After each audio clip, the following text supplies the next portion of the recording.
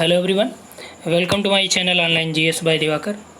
इस वीडियो में हम लोग यूनिट नंबर 9 यानी आपका ज्योग्राफिकल टेक्निक से रिलेटेड बहुत ही महत्वपूर्ण टॉपिक्स को क्लियर करने वाले हैं, जिसमें हिप्सोमेट्रिक कर्व की बात करेंगे और लारेंज कर्व की बात करेंगे। साथ ही साथ इसमें हम लोग स्टैंडर्ड डेविएशन यानी मानक विचलन की बात करेंगे। और इन तीनों टॉपिक से एक प्रश्न आपका जून में भी पूछा गया है, एक प्रश्न आपका दिसंबर के एग्ज़ाम में 2019 में भी पूछा गया, 18 में भी इससे रिलेटेड प्रश्न आपके पूछे गए हैं। तो इसमें हम लोग इन सभी टॉपिक्स को क्लियर करेंगे। और जैसा कि हमने आपको बताया था कि जल्दी हम लोग एक मॉक टेस्ट जो आपका प्रैक्टिस सीरीज़ है पूरे कंप्लीट 10 यूनिट्स की एकदम आपका एनटीए नेट के बेस्ड पे रहेगी। और ये टोटल 10 टेस्ट सीरीज आपके लिए लॉन्च की जा रही है ज्योग्राफी सब्जेक्ट का। ठीक, तो ये इसका अनाउंसमेंट कल से किया जाएगा, प्रॉपर तरीके से कल से बता दिया जाएगा कि कब कब ये आपका रहेगा और कितना कितना रहेगा। यदि आप लोग इंटरेस्टेड हों तो इस नंबर पे आप व्हाट्सअप कीजिएगा, वहाँ आपको डिटेल प्रोवाइड करा दिया जाएगा। ठीक, तो चलिए स्टार्ट करते हैं। यहाँ से हिप्सोमेट्रिक कर्व की बात कर लें सबसे पहले। तो हिप्सोमेट्रिक कर्व आपको जब हमने ओशिनोग्राफी पढ़ाया था, तो ओशिनोग्राफी जब हमने स्टार्ट किया था तभी वहाँ पे आपको ये बताया था हिप्सोमेट्रिक कर्व के बारे में, यानी उच्चतादर्शी। ये देखिए, कहीं कहीं उच्चदर्शी मिलेगा, कहीं कहीं उच्चतादर्शी मिलेगा। तो पहले इसके थोड़े से बैकग्राउंड की चर्चा कर लें हम लोग कि ये क्यों यूज किया जा रहा है। तो ये आपका वाटर जो मॉर्फोमेट्री होती है यानी जलीय आकार मिति होती है, वहाँ पे भी इसका यूज होता है। और कुछ विद्वानों ने इसका प्रयोग जो है आपका महाद्वीप और महासागरों के संदर्भ में भी किया है। तो इसमें क्या होता है कि किसी क्षेत्र के दिए हुए आधार तल से ऊपर या नीचे पाए जाने वाले क्षेत्र का ढाल एवं गहराई तथा उनके अनुपात की जो जानकारी प्राप्त होती है वो आपका इसी कर्व से प्राप्त होती है, यानी इसी हिप्सोमेट्रिक कर्व से प्राप्त होती है। इसमें क्या होता है कि किसी निश्चित डेटम रेखा यानी जो आपका डेटम लाइन रहेगा उससे ऊपर या नीचे जो भी ऊंचाई वाले धरातल की सतह है उनके क्षेत्रफल के अनुपात को ये प्रदर्शित करता है। वर्तमान समय में इसका जो प्रयोग है ये है लघु क्षेत्रों के लंबवत वितरण के लिए किया जाता है। इसके लिए लघु क्षेत्रों के लंबवत वितरण के लिए किया जा रहा है। और यह क्या प्रदर्शित करता है, प्रवणता वक्र के रूप में भी इसे हम लोग देखते हैं। और प्रवणता वक्र में हम लोग दो पढ़ते हैं, एक आपका आइसोमेट्रिक कर्व है हिप्सोमेट्रिक, दूसरा यहाँ पे जो हम लोग पढ़ते हैं वह तुंगता बारंबारता, तुंगता बारंबारता आरेख, बारंबारता आरेख। ठीक, तो ये इससे आपका कभी प्रश्न पूछा नहीं गया है, ना तो संभावना है। हिप्सोमेट्रिक कर्व कई बार पूछा गया है। ठीक, आप प्रीवियस में भी देखेंगे तो जो जब से एनटीए करा रहा है तो एनटीए का जो ट्रेंड रहा है इस कर्व से और लारेंज कर्व से प्रश्न तो आपका बना ही बना है। तो इसमें क्या है कि इसके द्वारा किसी क्षेत्र के दिए हुए जो आधार रेखा होती है उसके ऊपर और नीचे दोनों की बात इसमें की गई है। तो जो आपका हिप्सोमेट्रिक कर्व है तो इसके द्वारा क्या होता है कि कोई भी बेस या डेटम रेखा दी रहती है, उस डेटम रेखा के ऊपर या नीचे जो एरिया आता है उसके ढाल को यहाँ पे प्रदर्शित किया जाता है। ठीक, अब यहाँ पे देखिए इसका जो पहली बार प्रयोग किया गया था 1883 में सर्वप्रथम इसका प्रयोग लैपरेंट ने किया था और उन्होंने ही इसको ग्लोब पर तैयार किया था। और इसके बाद मर्रे महोदय आते हैं 1888 में, उन्होंने इस संदर्भ में बात किया। टीलो ने 1889 में, पिंक महोदय ने भी इस वक्र को तैयार करने में सहयोग दिया 1894 में पिंक ने। आगे चलकर कोसिना महोदय और आर्लिक, क्या नाम है, कोसिना। देखिए कई बार इस प्रश्न संभावित है कि बन सकता है। कोसिना ने 1933 में और आर्लिक ने 1931 से 35 के बीच में, इसमें इन्होंने संशोधन किया दोनों लोगों ने, किसमें, हिप्सोमेट्रिक कर्व में। ठीक, और 1942 में महाद्वीप और महासागरों के उच्चतादर्शी वक्र का निर्माण स्वेरड्रफ के द्वारा किया गया। क्या नाम है, स्वेरड्रफ ने। ये जो अपडेटेड डेटा थे उसके अकॉर्डिंग इन्होंने महाद्वीप और महासागर के उच्चतादर्शी वक्र का निर्माण किया। ठीक, यहाँ पे देखिए ये आपका प्रॉपर तरीके से इन्होंने दिखाया। इधर आपका ऊंचाई को ये प्रदर्शित कर रहा है, ये आपका एरिया को। ठीक, ये दिखाया गया कि इतना एरिया इसके अंतर्गत ये दिखाया जाता है, और कैसे ये बढ़ रहा है, कैसे घट रहा है, आगे इसके बारे में हम लोग देखेंगे। इस पे आधारित जो भी प्रश्न पूछे गए उन प्रश्नों को भी यहाँ पे आपको कराएंगे। दूसरा जो वक्र है हमारे पास वो है लारेंज वक्र। लारेंज वक्र क्या करता है, ये विक्षेपण मापने की एक विधि है जो ग्राफिक मेथड होती है। ठीक, यानी जो आपका विचलन है या विक्षेपण है उसको मापने की ग्राफिक विधि का नाम है लारेंज वक्र। इसका प्रयोग धन, आय और लाभ, यानी जब प्रॉफिट में जो असमानता हो, धन में, आय में, तो उसको दर्शाने के लिए इसका उपयोग किया जाता है। इसका प्रयोग सर्वप्रथम 1905 में मैक्स ओ लॉरेंज ने किया था, इसीलिए इस कर्व का या इस वक्र का नाम आपका लारेंज वक्र रख दिया गया। यह वितरण हेतु, मान लीजिए कुछ भी चीज़ें दिया गया उसके वितरण की या विचलन की बात की जाए तो वितरण हेतु विचलन की दृश्य सीमा को ये दर्शाता है, यानी कि कितना विचलन हुआ है ये आप यहाँ से प्रॉपर देख के बता सकते हैं। सापेक्ष गरीबी की जो माप की जाती है सापेक्ष गरीबी की, तो उस हेतु भी ये आपका उपयोगी है यह कर्व। और नगरों के संकेंद्रीय करण के माप में भी इसका प्रयोग होता है। किसके लिए, याद रखिएगा, ये नगरों के संकेंद्रीकरण के माप में भी इसका उपयोग होता है। सापेक्ष गरीबी की माप हेतु इसका उपयोग होता है। विचलन की दृश्य सीमा को दर्शाने हेतु लारेंज कर्व का उपयोग होता है। ये तीनों पॉइंट से आपके प्रश्न पूछे गए हैं। अब आइए यहाँ पे देखते हैं कि इसका कुछ मॉडल है, यहाँ पे दिया गया है। ये देखिए 4 यहाँ पे नंबरिंग की गई है, एक कोई एरिया लेके, ठीक, सी और डी। अब यहाँ से एक समान वितरण रेखा या एक सीधी लाइन है, ठीक, इसके सापेक्ष ये दिखाना है कि लारेंज कर्व में कहाँ पे गरीबी या किस तरह से, इसको गिनी गुणांक कहा जाता है इसके मान को। तो गिनी गुणांक जो है ये इसका मान 0 से लेके 1 के बीच ही वैरी करता है, उससे ज़्यादा नहीं होगा।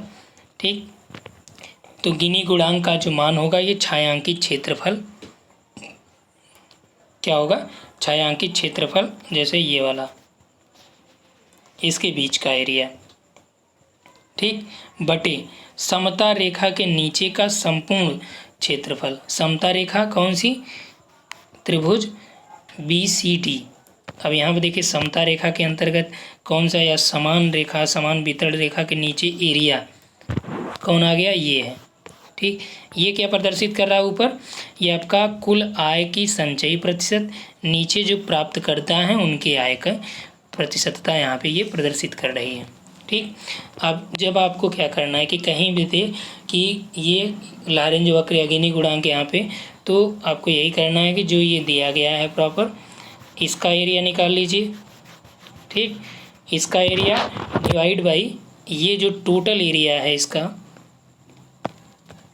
ये टोटल एरिया जो है इससे आप भाग दे दीजिए, तो आपका क्या प्राप्त हो जाएगा, गिनी गुणांक, गिनी कोएफिशिएंट प्राप्त हो जाएगा।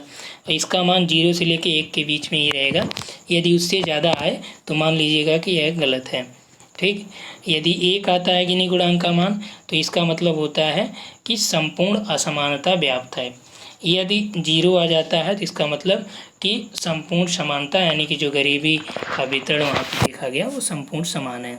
समान वितरण रेखा में लारेंज वक्र जितना समीप होता है, यानी कि जो आपका समान वितरण रेखा है उससे लारेंज जो कर्व है वह जितना समीप रहेगा, इसका मतलब विचलन उतना ही कम है, अर्थात कि समानता उतनी सही है, यानी कि समानता की मात्रा उतना ज़्यादा है। जितना ये बढ़ता चला जाएगा विचलन उतना ज़्यादा हो जाएगा और असमानता बढ़ती चली जाएगी। समझ में आया कि यहाँ पे जैसे समान वितरण रेखा कौन सी है, तो 0 से 100, या मान लीजिए 0 दिया है, यहाँ से यहाँ तक पहुँचने में 100, ये समान वितरण रेखा को प्रदर्शित कर रहा है और इसी विकर्ण को समान वितरण रेखा कहा जा रहा है। और ये जो डॉट डॉट करके हमने बनाया यही आपका लारेंज कर्व है, लारेंज वक्र है। ठीक, यह इसके जितना पास रहेगा इसका मतलब क्या होगा कि विचलन कम है, जितना दूर जाएगा क्या होगा, विचलन ज़्यादा है और गरीबी ज़्यादा है, असमानता व्याप्त हो जाएगी। अब यहाँ पे देखिए वही चीज़ें हैं, फिर से देख लीजिए इसको। ठीक, नगरों के संकेंद्रीकरण की माप के लिए भी इसका प्रयोग होता है। अब आगे हम लोग देखते हैं मानक विचलन या प्रमाप विचलन या स्टैंडर्ड डेविएशन भी इसे कहा जाता है। ठीक, आगे प्रश्न हमने इंक्लूड किया है तो आपको परेशान होने की आवश्यकता नहीं है, जो भी प्रश्न इससे संबंधित है उसको मैं करा दूंगा। यहाँ पे देखिए, विक्षेपण को मापने की सबसे अधिक वैज्ञानिक विधि का नाम है स्टैंडर्ड डेविएशन, क्योंकि यह अन्य विधि विस्तार जो चतुर्थक विचलन होता है या माध्य विचलन होता है उसकी कमियों को ये दूर करता है। समझिए आई बात। इसके पहले आपने चतुर्थक विचलन या माध्य विचलन, ठीक,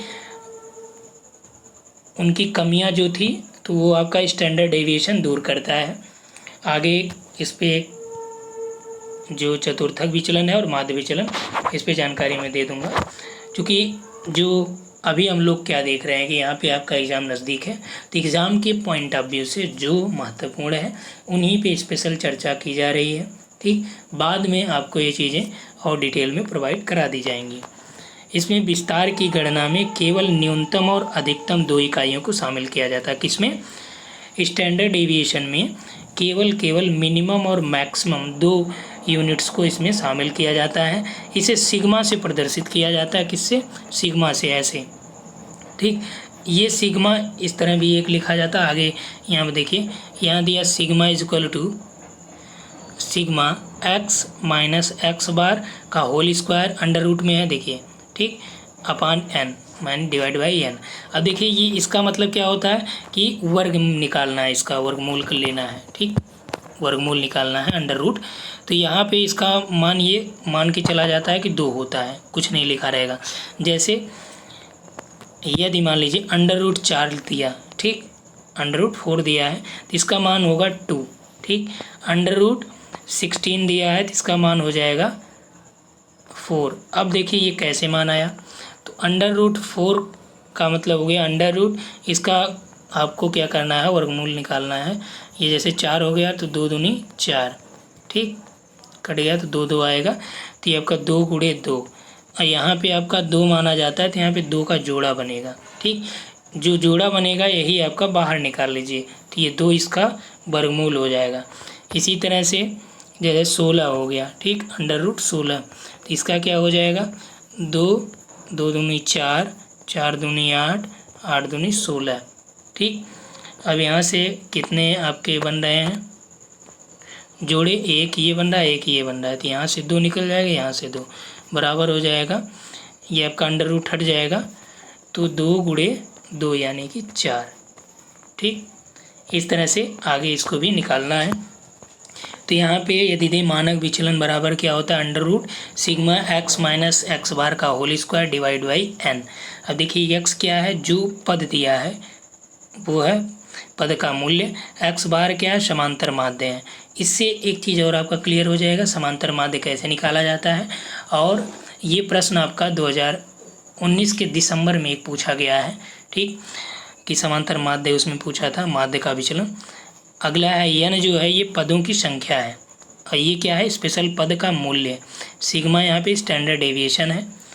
और यदि मानक विचलन का गुणांक निकालना है तो उसका फार्मूला होता है कि मानक विचलन बटे समांतर माध्य, एक्स का बार। ठीक, अब यहाँ पे देखिए समांतर माध्य बराबर क्या होता है, समांतर माध्य बराबर होता है पदों का योग बटे पदों की संख्या। ठीक, यानी सिग्मा एक्स अपान एन, जो पद मूल्य आपने देखा था यहाँ पे जो आपने इसके पहले एक्स क्या था, पद मूल्य देखा था, उसका योग बटे एन यानी कि कितने पद हैं उसकी संख्या। समझ में आई बात। तो आगे देखिए यहाँ पे हमने एक एग्जाम्पल भी दे रखा है, इस एग्जाम्पल के थ्रू आपको समझा देंगे यहाँ पे प्रॉपर। जैसे इसको, इसके 3 टाइप हम लोग देखते हैं। एक आपका इस तरह से सारणी रहेगा, दूसरा आपका एक आपका ऐसे नॉर्मली दिया रहेगा, दूसरा आपका साड़ी की तरह रहेगा, और तीसरा आपका अखंडित रहता है। ठीक, तो यहाँ पे देखिए यदि दे दिए कि 50, 70, 80, 90, 100 कि इसका क्या है कि मानक विचलन और मानक विचलन गुणांक निकालना है। तो उसके लिए सबसे पहले क्या करना होता है, आप एक ऐसे साड़ी बना लीजिए, एक में लिख लीजिए क्रमांक, दूसरे में पदक मूल्य, यही आपका ये पद मूल्य हो जाएगा। तीसरा जो बनेगा ये माध्य से पद विचलन, जो समांतर माध्य है उससे पद विचलन क्या है, यानी एक्स माइनस एक्स बार, ऊपर देख सकते हैं यहाँ पे। उसके बाद इसका वर्ग निकालना विचलन का, एक्स माइनस एक्स बार का होल स्क्वायर। ठीक, तो यहाँ से चलिए स्टार्ट करते हैं, निकालते हैं हम लोग कैसे। तो सबसे पहले पदों का जो मूल्य क्रमांक है उसको लिख लीजिए। 1 2 3 4 5 पद हैं हमारे पास। अब इन पदों का यहाँ पे आपको क्या करना है, आरोही क्रम में लिखना है। जैसे मान लीजिए यहाँ पे यदि 50 की जगह यहाँ 70 होता, 70 की जगह 50, तो भी आपका पहले क्या आता, 50 आता। सबसे छोटी से स्टार्ट किया जाएगा सिस्टमेटिक में। 50 के बाद 70 आया, 70 80, फिर 90, फिर 100। ये क्या हो गया आपका पदमूल्य यानी यक्स। सिग्मा का मतलब होता है योग। ठीक, यहाँ पे जो आपका पद मूल्य है इन सबका सिग्मा एक्स निकाल लीजिए, यानी कि जो आपका टोटल का योग है इसको आप काउंट करेंगे, जोड़ेंगे तो 390 आएगा। ठीक, अब हमको निकालना है एक्स माइनस एक्स बार। तो सबसे पहले आपको यहाँ से क्या निकालना पड़ेगा, एक्स तो आपको पता है लेकिन एक्स बार नहीं पता है। तो एक्स बार यानी समांतर माध्य है। समांतर माध्य बराबर क्या हो गया, जो सिग्मा एक्स यानी पदों का योग कितना है, 390 है।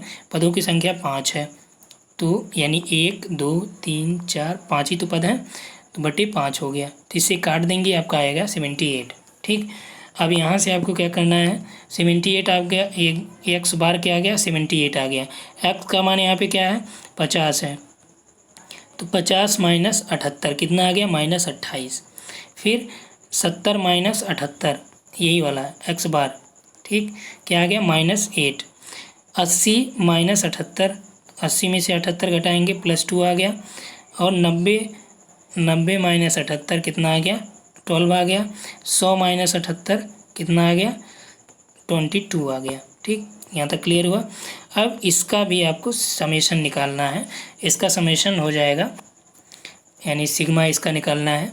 तो ये आपका +2 है, 12 है, कितना हो गया, 12 2 14, 14 2 16, 16 और 20 36 हो गया। ठीक, ये 36 हुआ प्लस में। इधर आपका 28 8 क्या हो गया, 36 हो गया माइनस में। तो ये प्लस और माइनस है इसलिए दोनों कट जाएंगे, तो आ गया कितना, इसका जो सिग्मा है ये आपका 0 हो जाएगा। ठीक, अब नेक्स्ट वाले में क्या करना है, यहाँ पे आपको इसका वर्ग निकालना है। चूँकि हमको यहाँ तक पहुँचना है, और इसमें भी दिया है sigma X minus X bar का होल स्क्वायर, यानी इसके स्क्वायर को भी करके हमको योग करना है। तो यहाँ पे क्या हो जाएगा, 28 का वर्ग होता है 784, 8 का वर्ग 64, 2 का 4 होता है, 12 का 12 में गुणा करेंगे 144 होता है, 22 का 484 होता है। इसका सिग्मा निकालेंगे तो इन सभी का योग, ठीक, सबका जोड़ निकालेंगे तो ये आपका आ जाएगा 1480।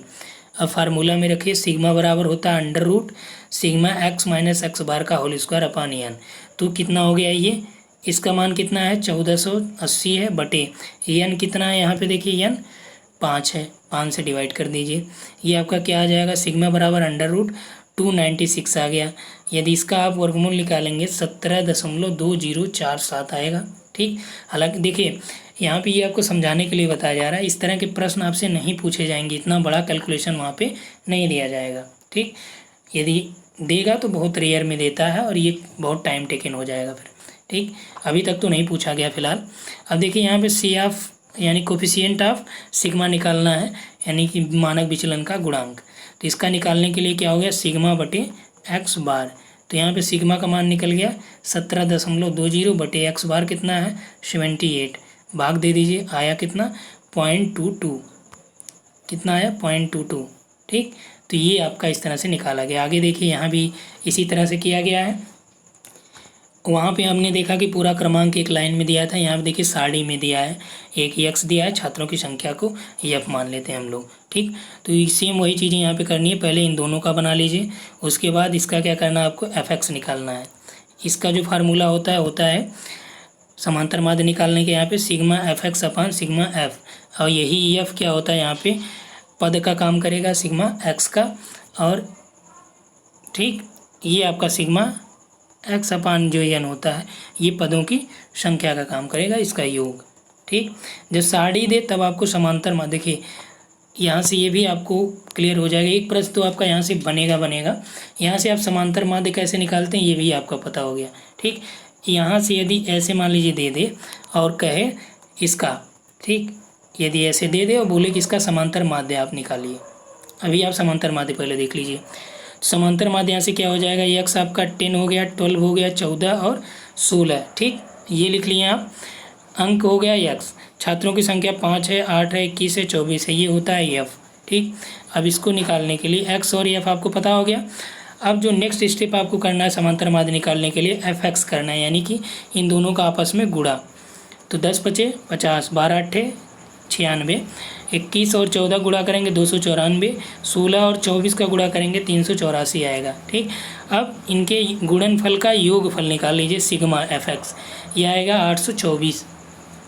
एफ आपके पास पता ही है, तो एफ का भी आप क्या करिए, यहाँ पे योग निकालिए, सिग्मा एफ निकालिए, तो ये इसको जोड़ेंगे कितना आ जाएगा, ये 58 आएगा, 58। ठीक, अब यहाँ से अभी केवल हम यहाँ पे ये बोले हैं कि समांतर माध्य आपको कैसे निकालना है। ठीक, तो समांतर माध्य यहाँ से हो जाता है सिग्मा एफ एक्स अपान सिग्मा एफ। अभी आपने क्या देखा, सिग्मा एक्स अपान एन, ये तब होता है जब आपको पद दिए रहें, पदों की संख्या दी रहे, तब आप इस तरह कर सकते हैं। यहाँ पे ना तो पद दिए हैं, पदों की संख्या ना साड़ी दिया है पूरा। ठीक, वहाँ पे आप पद को काउंट कर सकते हैं। तब इसके लिए फार्मूला क्या है, सिग्मा एफ एक्स अपान सिग्मा एफ। ठीक, नीचे हमने यहाँ पे करा रखा है। तो यहाँ पे यही एक्स बार आपका समांतर माध्य है, तो 8 से 24/58 ये आपका समांतर माध्य आपका 14.20 आ गया। समझ में आया बात, समांतर माध्य आपने निकाल लिया। अब मानक विचलन यहाँ से कैसे निकालते हैं, समांतर माध्य आपको पता होगा, तो मानक विचलन सेम वही चीज़ें, ये आपका एक्स का काम करेगा। ठीक, ये आपका एक्स बार आपके पास आ गया 14 ही, तो यहाँ से एक्स माइनस एक्स बार निकालिए, तो एक्स माइनस एक्स बार यानी कि 10 माइनस 14.20, ये क्या हो जाएगा, -4.20।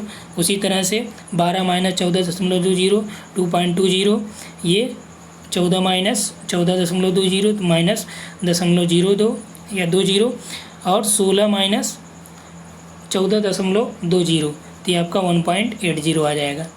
ठीक, अब क्या करना है आपको, इसका भी वर्क करना है। इसका वर्क क्या हो गया, ये आया आपका। ठीक, अब क्या करना है आपको नेक्स्ट जो आपको करना है, ये sigma F into X minus X bar का वर्ग, यानी कि एफ का एक्स इसमें गुणा करना है, उसके बाद इसका योग निकालना है। किसका, इसका गुणा आपका इसमें करना है। ठीक, तो यदि गुणा किया जाएगा 17 × 5 = 85, तो ये आपका ये लगभग 88.8 आ जाएगा। इसका गुणा इसमें होगा तो ये 38.7, 21 का गुणा इसमें हो जाएगा 0.84 आ जाएगा, 24 का गुणा इसमें हो जाएगा तो ये 77.76 आ जाएगा। अब इसका योग कर लीजिए, सभी को जोड़ने पे 206.12 आया। ठीक, अब आ गया हमारे पास, ये चीज़ें प्राप्त हो गई। अब यही फार्मूले में आइए, सिग्मा बराबर यहाँ पे मानक विचलन, माध्य विचलन जो हो जाए मानक विचलन, ये बराबर हो जाएगा sigma F X minus X bar का होल वर्ग अपान सिग्मा एफ। तो आपके पास ये पता ही चल गया ऊपर वाला, सिग्मा एफ आपके पास है 58, तो इसमें इसका भाग दे दीजिए, तो भाग देने पर क्या प्राप्त होगा, ये आ गया 3.55 अंडर रूट में, इसका आपको वर्गमूल निकालना है, ये 1.8858 आया।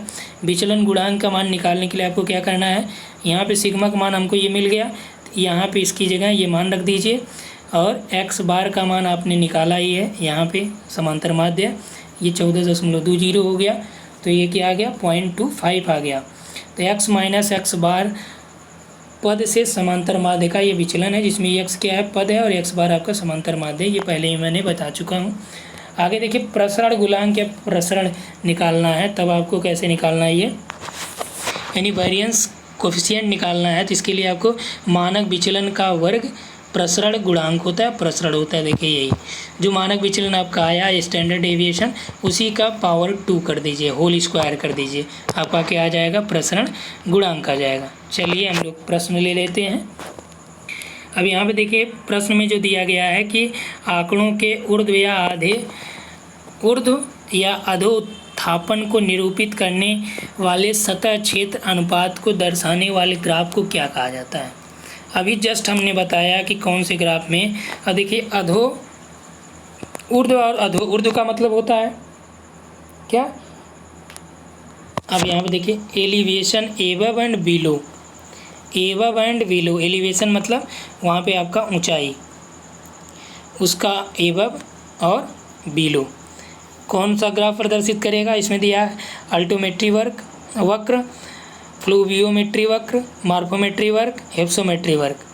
तो किसमें? अभी हमने जस्ट बताया आपको कि कोई आधार है, उसके ऊपर उसके नीचे, इसको दर्शाने वाले को क्या बोलते हैं? हिप्सोमेट्रिक वक्र के अंतर्गत इसको शामिल करेंगे। ठीक, अगला है आरेख में उच्चता दर्शी वक्र बेसिन के विकास के विभिन्न चरणों को अभिव्यक्त करता है, और इससे आपको क्या करना है कि कौन सा सबसे युवा चरण है ये देखना है। चलिए युवा महोदय को निकालते हैं यहाँ से। एक तरफ दिया है कि 0% यानी कि यहाँ से स्टार्ट किया है और ये बेसिन की हाइट तक दिया है। ये आपका क्या हो गया? यह दिया है कि एक आइडियल स्थिति इसकी दिखाया है, यानी कि जो मध्य में क्या रहेगा ये, और ये जो दिखाया है ए से, ये आपका बी है, ये जो दिखाया है ये सी है, और ये डी है। तो यहाँ पे देखिए बेसिन की बात, यहाँ पे रिलेटिव एरिया, सापेक्ष क्षेत्रफल, जो बेसिन होता है, अपवाह बेसिन होता है, उसके विकास की अवस्थाओं को ये प्रदर्शित कर रहा है मॉडल। इसमें क्या है कि जब बेसिन या अपवाह बेसिन अपने उच्च स्थिति में रहेगा, मान लीजिए वहाँ पे खूब ज़्यादा बाढ़ वगैरह यानी खूब ज़्यादा पानी आ गया, जैसे मान लीजिए कोई नदी है, ये नदी है, इसका जो अपवाह बेसिन क्या होगा? इसका अपवाह बेसिन यानी कि मान लीजिए यहाँ से ये नदी का जल यहाँ तक आ रहा है, बेसिन एरिया यहाँ तक इसका आ रहा है, और साथ ही साथ ये यहाँ तक इसका बाढ़ग्रस्त पानी भी आ रहा है, तो ये पूरा इसका अपवाह क्षेत्र हो जाएगा, अपवाह बेसिन हो जाएगा। ठीक, साथ ही साथ जो सहायक नदियाँ हैं ये भी इसके अंतर्गत शामिल कर ली जाएंगी। अब प्रारंभिक अवस्था में क्या होगा?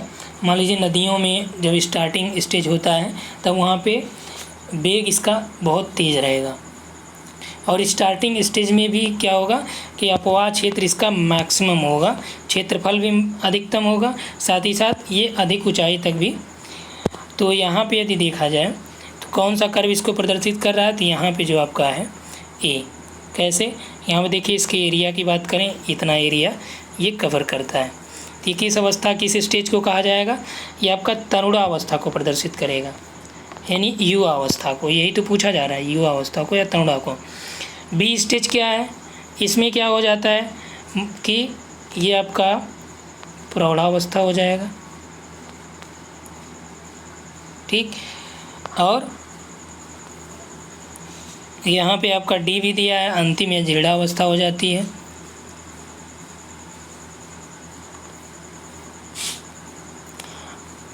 ये आपका प्रौढ़ावस्था में हम लोग सी को शामिल कर सकते हैं, यहाँ पे देखिए सी को शामिल कर सकते हैं। बी आपका ये लगभग आपका एक आदर्श स्थिति को यहाँ पे प्रदर्शित कर रहा है। अब यहाँ पे देखते हैं हम लोग, ये 100 और ये 100। ठीक, ये आपका एक आदर्श स्थिति को भी प्रदर्शित कर रहा है। और आरेख से बेसिन के विकास की सबसे युवा चरण के विकल्प को चुनें। ए बी सी डी है, तो सबसे युवा कौन सा हो जाएगा? यहाँ पे आपका ए हो जाएगा। इस समय जो आपका रिलेटिव एरिया और बेसिन की जो हाइट है वो मैक्सिमम होगी। ठीक, तो यहाँ के अकॉर्डिंग ये आपका राइट हो जाएगा ए। अब देखिए नेक्स्ट है कि निम्न में से कौन सा एक गणितीय वक्र है जो किसी दिए गए वितरण हेतु विचलन की दृश्य सीमा को दर्शाता है। Mathematical curve that show a visual extent of departure from any given distribution. तो यहाँ पे देखिए लॉजिस्टिक वक्र है, लेस देन ओगी वक्र है, और ग्रेटर देन ओगी वक्र है, और लारेंज कर्व है। तो जो आपका विचलन की दृश्य सीमा को प्रदर्शित करता है ये आपका लारेंज कर्व करता है। हमने इसका मेंशन जो है आपको यहाँ पे दिखा दिया जा रहा है। लारेंज कर्व की बात कर रहे थे हम लोग। यहाँ पे देखिए यह वितरण हेतु विचलन की दृश्य सीमा को प्रदर्शित करता है। हिप्सोमेट्रिक कर्व में जो वहाँ पे प्रश्न दिया था डायरेक्ट कि ऊपर या नीचे दिए जाने वाले क्षेत्र का ढाल और गहराई के अनुपात में, तो वो क्या हो जाएगा? हिप्सोमेट्रिक कर्व हो जाएगा। ठीक, तो उम्मीद है ये आप लोगों को पसंद आया होगा। इस वीडियो में इतना ही बात करेंगे। Thanks for watching.